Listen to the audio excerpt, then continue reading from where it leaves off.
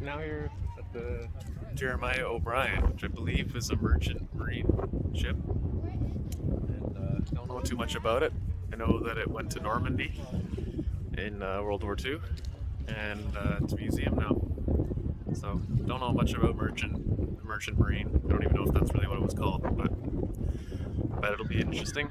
So let's check it out.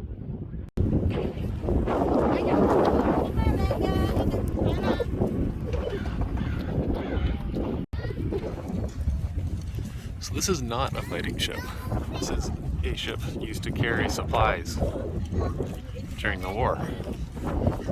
So this is the kind of ship that the submarine would have been looking for. But this is an American ship. So the Japanese submarines would have been hunting for this one. This is kind of the other side of the equation here. So let's go check this out. It's just about to board. Look at how the gangway is rolling away with the ship. It's a windy day and the ship's moving around. So let's go on up.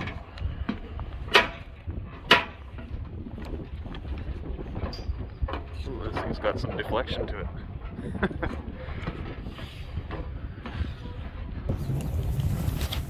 Okay, cool. So, I think we can go anywhere that there's no ropes. Let's check out the deck.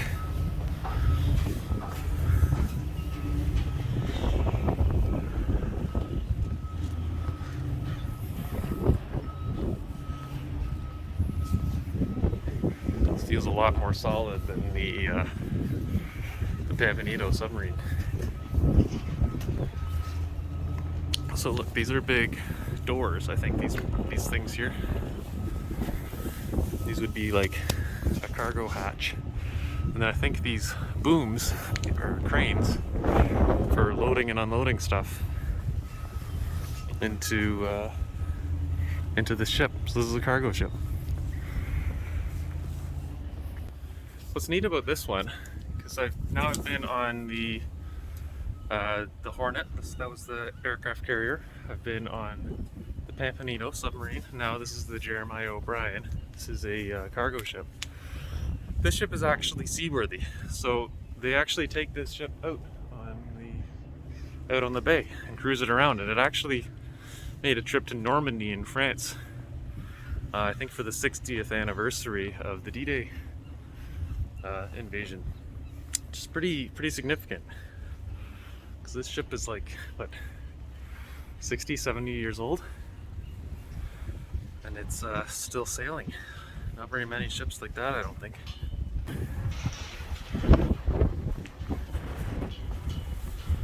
It's the bow.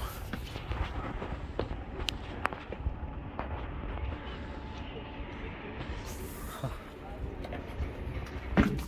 So this wasn't a fighting ship, but they still needed to protect themselves from other fighting ships. So it did actually have some, I think they were Navy sailors, or they might have been Marines on board, and they had some of these guns on here. They had these guns for defending themselves against any submarines or other ships that they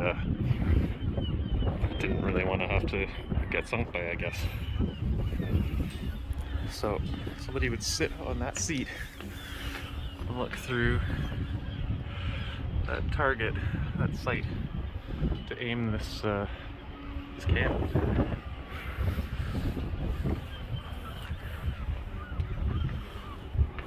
I don't know how effective these really were. I think they were more of a deterrent. So if they didn't have this, then there'd be nothing to stop a ship from coming up and trying to sink them or steal their stuff or whatever. So having these is just some basic defense.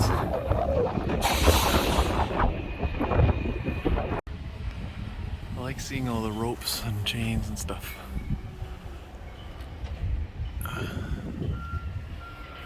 It's very manual. But I guess they have these winches and stuff here too, so probably do different things with different equipment. But it's very cool.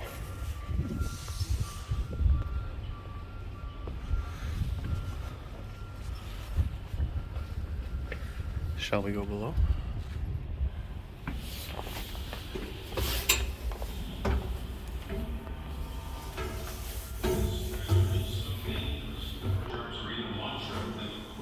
Wow. During World War II, the crew consisted of about 46 people in the merchant crew, and then there would also be an armed guard crew. The armed guard crew. A lot more space in here than I expected. So I think that spot up here is the hatch. They must have events here. That's the hatch where they could load cargo down here. And it looks like this is a hatch in the floor. So they could probably load it even deeper. So this is a shear plan. So we're in the number 2 hold right now, I believe. I think we can go up to the number 1 hold if we want. And there's a bunch of cargo, and then the engine room. I'd really hope we get to see that. I guess we'll find out. And then there's more holds, and there's another gun at the back. And apparently the, I want to say the Marines, whoever it was that was on here, they had their own space at the back near the gun where they stayed. So they were separate from the main crew that operated the ship. So that video over there said, look at this. 1 in 29 seamen were killed in a merchant marine. So that video over there said that this ship was built to last for 5 years, but they'd be happy if it made even one successful trip to Europe. So this ship has well outlived its life expectancy. This is neat.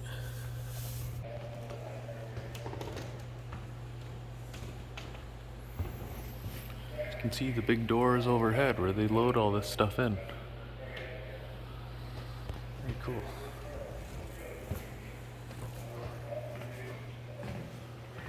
So this is I think they call this a diorama of the D-Day landings.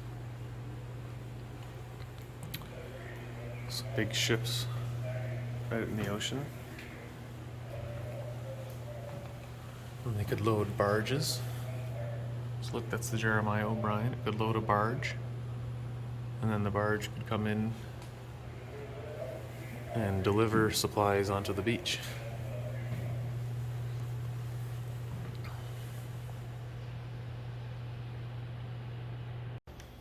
I was saying this part of the war doesn't get as much attention as the main landings on D-Day. I guess it wasn't as exciting as ships landing and fighting with the enemy, but it's a very important part of the war. Each ship has 52 miles of welds like this. It's pretty impressive.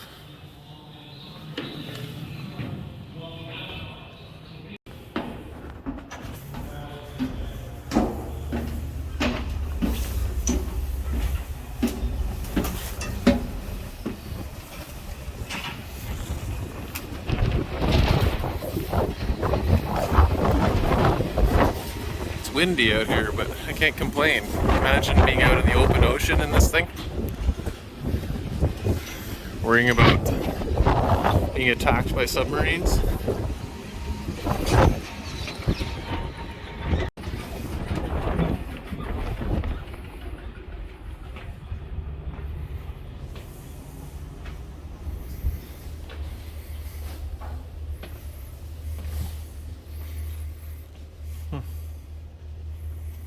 A lot more spacious than the other ships that we've seen. So there's some proper sized lockers. I mean, it's still 6 people in a room, but at least they have a little curtain and they have a full-size bed. This must be the mess.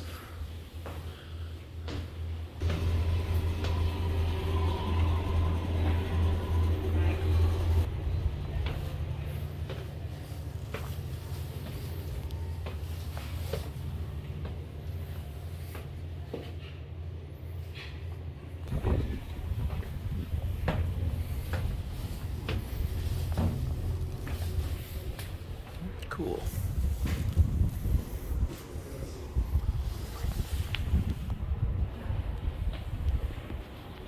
This is the engine room.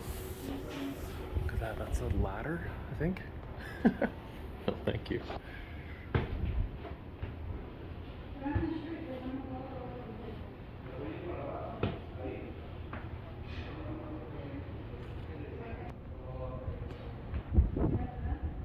June 1943, the ship was commissioned. Your skill and devotion will win the war. Alright. This is legit.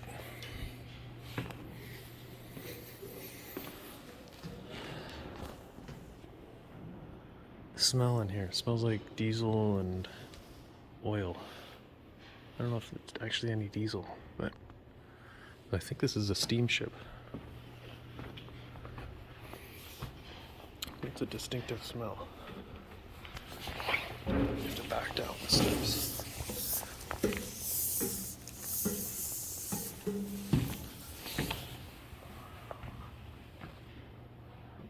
I love this stuff.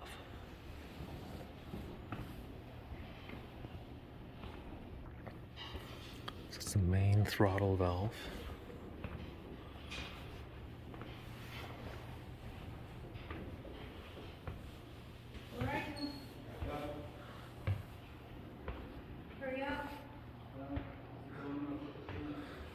There's some wives here that aren't as enthusiastic about this stuff as other people.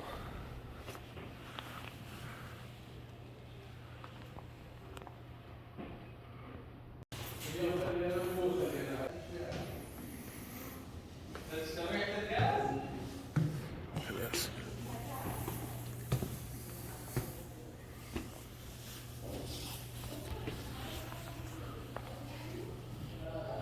This is so cool. So these are, I guess, the piston rods, and that's the crank down there.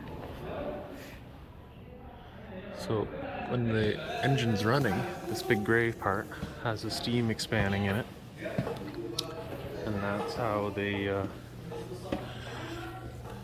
the steam pushes up and down, pushes that big shiny rod up and down, and there's 3 of them. There's 1, 2, and the 3rd one, and those go down here, and they turn that big thing around like the pedals on your bike, and they crank the propeller, and that's it. You can see water kind of swishing around down there as the ship rocks. It says to keep out, so we won't go any deeper, but you can walk right through the middle of the engine. Isn't that neat? I'm so glad we get to see this. This is usually the part of the ship that's closed off. That's the most interesting part to me.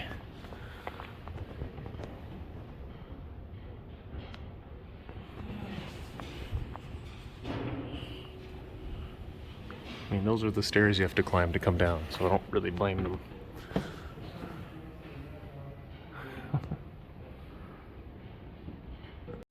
So we run wires through the whole ship for AC after the war, okay? So we're on the city power, and then if we go out on the bay, these are the 2 boilers, they're twins. So the bottom part, the black area, is only this high, that's lined with bricks. So it's a fireplace, right? And you notice that it goes up at an angle. So the back part of the fire room inside there is lined with bricks, but you can stand in it. So in here, the tubes are water tubes full of water, 14 feet long. So to go from here all the way back to the top back there is 14 feet. There are 500 water tubes in here. Okay, so we have a firebox, and then we have pipes, and the heat is rising and boiling the water in the pipes. And then the steam gets up into this tank and goes out. He was explaining that this is the most dangerous room on the ship, because if you got torpedoed while you were down here, you pretty much had no chance of getting out. That wall there is the ocean. would indicate up there And that there's they about 50 received steps their to climb up by to doing escape. this. And So if they hit you with a torpedo and the side of the ship opened up, this yeah, room, even if you survived the blast, this room would fill up with yeah. water real Yeah, quick. like okay, so if you've ever seen Titanic, that they used this and in fact these engines were The smell in here is kind of getting to me. It's a little bit gross after being down here for half an hour or something. what they did for the movie was they made them huge. And I bet you when that thing was running, well, he said that somebody's job was to be a wiper. So the guy's job was just to go around and clean up the mess, because it would just be spraying oil everywhere every time it was running. So it must have been really horrible. Just a really horrible place. But really incredible. That's how they supplied everything to England during the war. There's the Whiteburn Oilers room.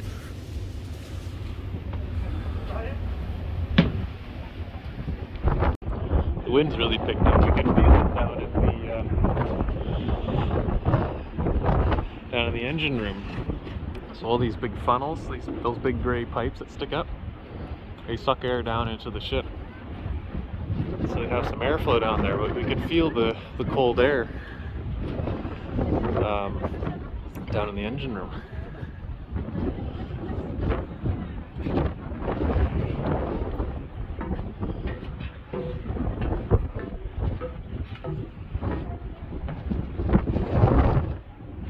That's windy today.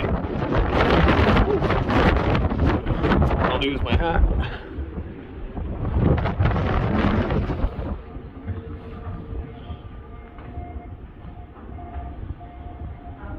There's a radio room. Oh, there's a ham room. Look at that.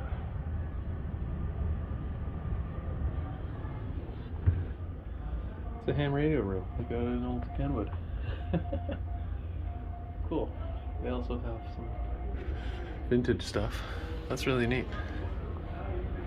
K6JOB. We'll say this is way more comfortable than the Navy ships.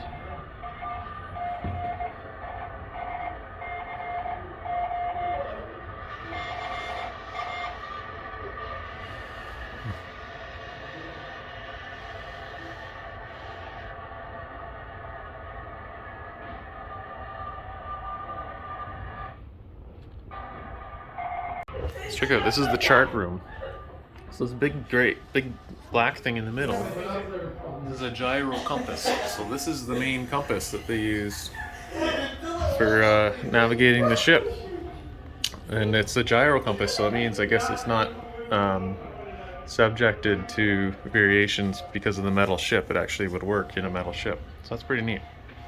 And there's some more modern stuff in here too, because this is an active ship, right? Oh, and here's the helm. So look, they have a whole bunch of different flags for giving messages, I guess. There's the one end of the telegraph. So you'd stand here, but you just have to look out that little window. You don't really see much out there.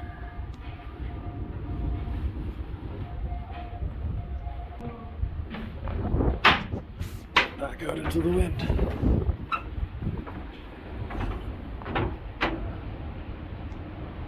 Good day for sailing.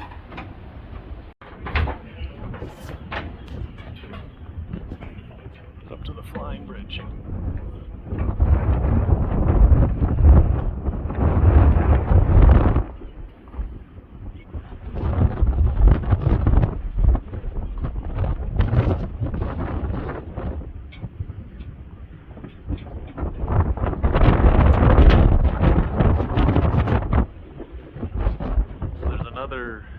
Wheel here, so nice weather you could stand there and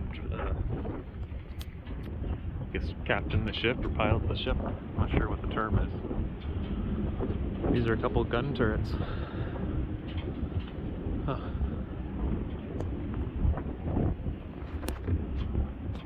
People out sailing today. Nice day for sailing. They're awfully close though.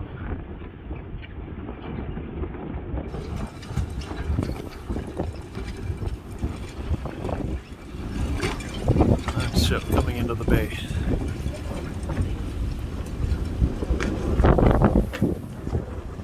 It's Alcatraz Island.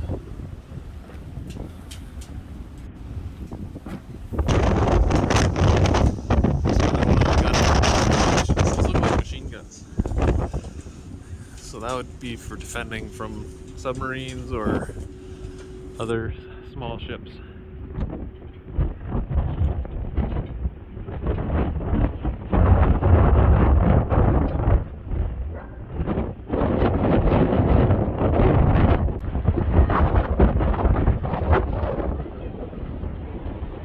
This is the stern.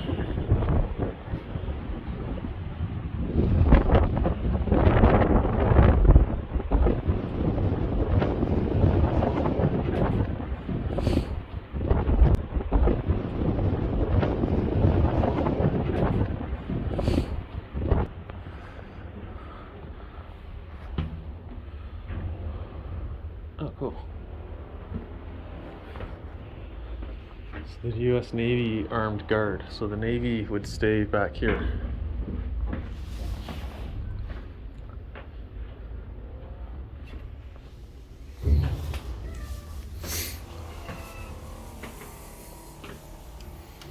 So the Navy crew kept separate from the main merchant crew. They were just here to help defend the ship.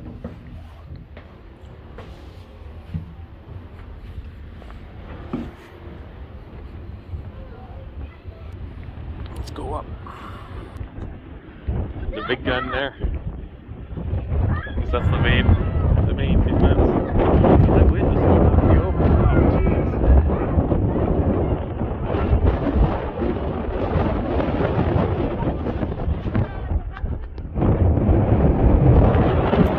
And I guess if you have to use this, you're having a bad day. I'm getting out of here. Well, I think I've seen most of it here. I enjoyed this. I actually enjoyed this more than I expected to. I almost skipped checking out this ship. I'm glad I didn't.